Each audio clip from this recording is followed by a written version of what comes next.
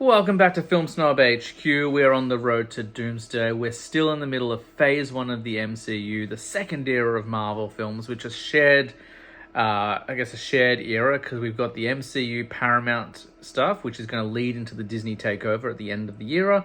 And we're also dealing with some of those other studio films as well. So we've looked at Iron Man, we've looked at Incredible Hulk, we've had some X-Men Wolverine, we've had Punisher Warzone, and then we're going back to the Paramount era, and we're coming in with Iron Man 2. There you go, there's my gorgeous Mondo Steelbook. Iron Man 2 is often considered the black sheep of the series. A lot of people didn't like Iron Man 2. It's really fun, and I think that's, we weren't used to kind of movies in general, but superhero films especially, having great sequels. Obviously, we did with Spider-Man 2. We did with a couple of, X-Men 2, but they were kind of few and far between. So Iron Man 2, I think some people were a little bit let down, but I really enjoy it. We've got some new cast members. We've got Don Cheadle taking over as James Rhodes, no longer Terrence Howard. I called him Terrence Stamp in the last video, so sorry about that, Terrence Howard. But Don Cheadle takes over. We've got Scarlett Johansson joining the cast as Natasha Romanoff, or Natalie Rushman, as she goes by for most of the film.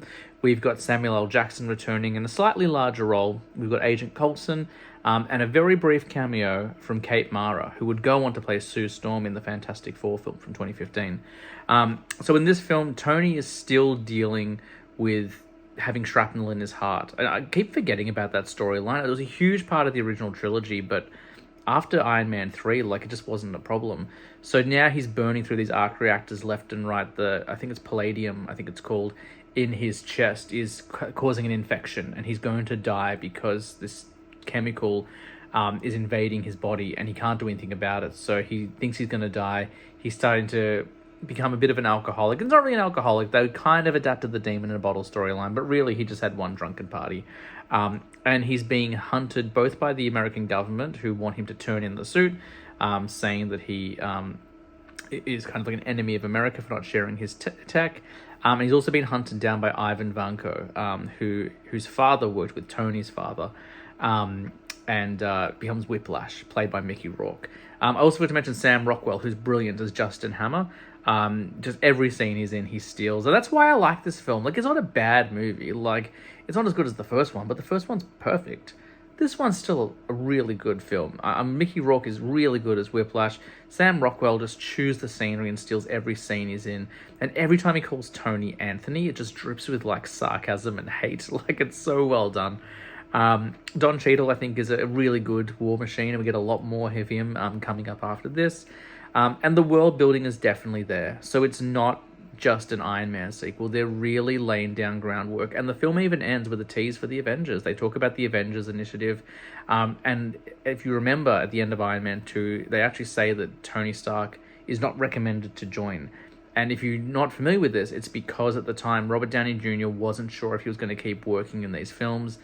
He didn't necessarily want to sign on for a big universe. So there were theories and rumors that he might just have a cameo in the Avengers film and not be a big part of it. And of course, history has told us otherwise.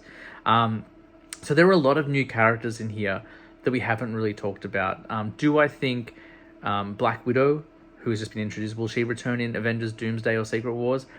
I think yes. I think she will in some way, shape, or form. If we're getting Chris Evans back as Steve Rogers, a version of Steve Rogers, if we're getting, Robert Downey Jr. back as, Doom, but also maybe Iron Man. I think maybe there's an Iron Man in there.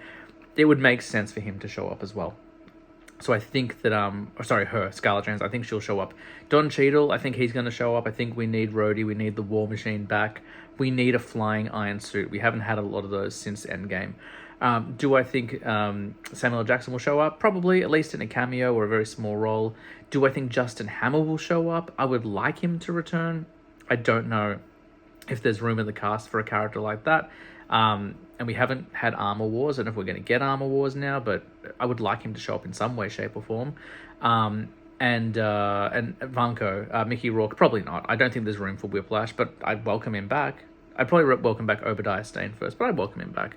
Iron Man 2, check it out. If you haven't seen it, it's a lot of fun. It's not as good as the first one, but it's still a really entertaining flick. And you haven't seen it in a while, give it another chance. Next up is Thor.